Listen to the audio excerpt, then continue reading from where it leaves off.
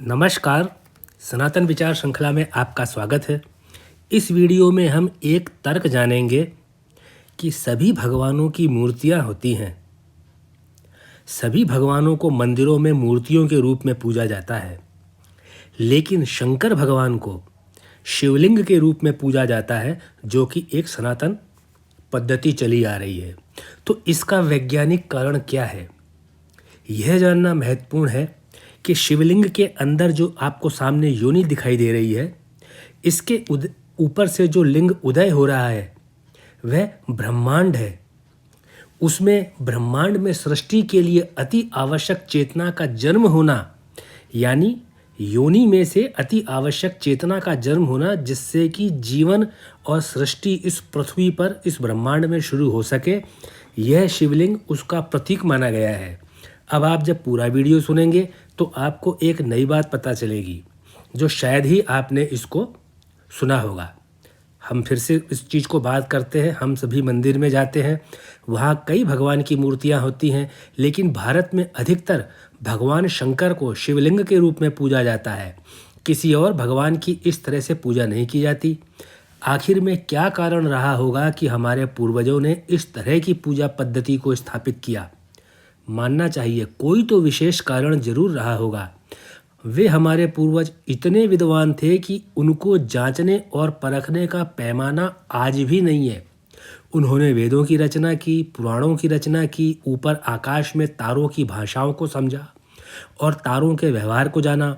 गणित जैसी बहुत कठिन विषय को एक भाषा के रूप में समझा और दुनिया को समझाया। और भी कितने ही बहुमूल्य कार्य हमारे पूर्वज हमारे लिए छोड़ करके गए हैं। उन लोगों ने भगवान शिव को शिवलिंग के रूप में पूजने की व्यवस्था बनाई। तो इसका जो कारण रहा है, आइए इस कारण को जानते हैं। ये पहली बार आप सुनने जा रहे हैं।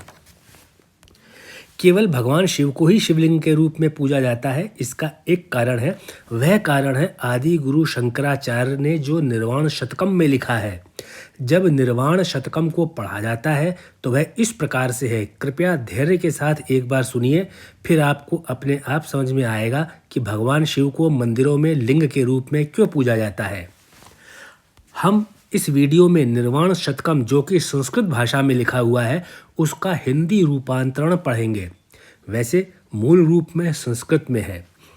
शंकर भगवान के लिए आदि गुरु शंकराचार्य निर्वाण शतकम में लिखते हैं कि शंकर भगवान क्या है। मैं न तो मन हूँ, न बुद्धि हूँ, न अहंकार हूँ, न ही चित्त हूँ। मैं न तो कान हूँ, न जीभ हूँ, न नासिका हूँ, न ही नेत्र हूँ। मैं न तो आकाश हूँ, न धरती हूँ, न अग्नि हूँ और न ही वायु हूँ। मैं तो शुद्ध चेतना हूँ, अनादि हूँ और अनंत शिव हूँ। आगे लिखा हुआ है, मैं न तो प्राण हूँ और न ही पंचवायु हूँ। मैं न तो 7 धातु हूँ और न ही 5 कोश हूँ। मैं न वह वाणी हूँ, न पैर हूँ, न हाथ हूँ और न ही उत्सर्जन की इंद्रियाँ हूँ। मैं तो शुद्ध चेतना हूँ, अनादि हूँ, अनंत हूँ, शिव हूँ। न मुझ में घृणा है, न ही लगाव है, न मुझे लोभ है और न ही मोह, न मुझे अभिमान है और न ही ईर्ष्या। मैं धर्म, धन, काम और मोक्ष इनसे परे हूँ। मैं शुद्ध चेतना हूँ, अनादि हूँ, अनंत शिव हूँ। मैं पुण्य, पाप, सुख और दुख इनसे भिन्न हूँ। न मैं मंत्र हूँ, न ही तीर्थ हूँ, न ज्ञान हूँ और न ही यज्ञ हूँ। न मैं भोगने की वस्तु हूँ, न ही भोग का अनुभव हूँ और न ही भोगता हूँ। मैं तो शुद्ध चेतना हूँ, अनादि हूँ, अनंत हूँ, इसलिए शिव हूँ। मुझे न तो मृत्यु का भय है, न ही किसी जाति से भेदभाव है। मेरा न तो कोई पिता है और न ही कोई माता है, न ही मैं कभी जन्मा। मेरा न तो कोई भाई है, न मित्र है, न शिष्य है और न ही गुरु है। मैं तो शुद्ध चेतना हूँ, अनादि हूँ, अनंत हूँ, शिव हूँ। मैं निर्विकल्प हूँ, मैं निराकार हूँ। यहाँ से आपको बात समझ में आएगी। मैं निर्विकल्प हूँ, मैं निराकार हूँ। मेरा ऑल्टरनेट कुछ नहीं है, मेरे अलावा इस ब्रह्मांड में कुछ भी नहीं है। मैं निराकार हूँ, सारे आकार मेरे अंदर से निकल करके गए हैं। मैं चैतन्य के रूप में प्रत्येक स्थान पर विद्यमान हूँ, व्याप्त हूँ, फैला हुआ हूँ। मैं सभी इंद्रियों में हूँ। मुझे न किसी चीज़ में आसक्ति है, न ही मैं उससे मुक्त हूँ। मैं तो शुद्ध चेतना हूँ, अनादि हूँ, अनंत शिव हूँ। अब आपने निर्वाण शतकम जो कि संस्कृत में था उसका छोटा सा भाग हिंदी में पढ़ा। इसे आदि गुरु शंकराचार्य ने भगवान शिव की व्याख्या की है और आम लोगों को भगवान शिव के बारे में यही समझाया है।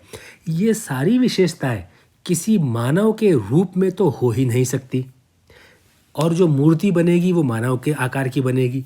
इसलिए यदि इस विचार को पूजना है तो केवल एक चेतना को मान करके ही पूजा जा सकता है, और फिर चेतना का तो कोई भी आकार या आकृति नहीं हो सकती। फिर इस चेतना को किस रूप में पूजा जाए जिससे कि आम लोगों का जुड़ाव उस चेतना के साथ बना रहे।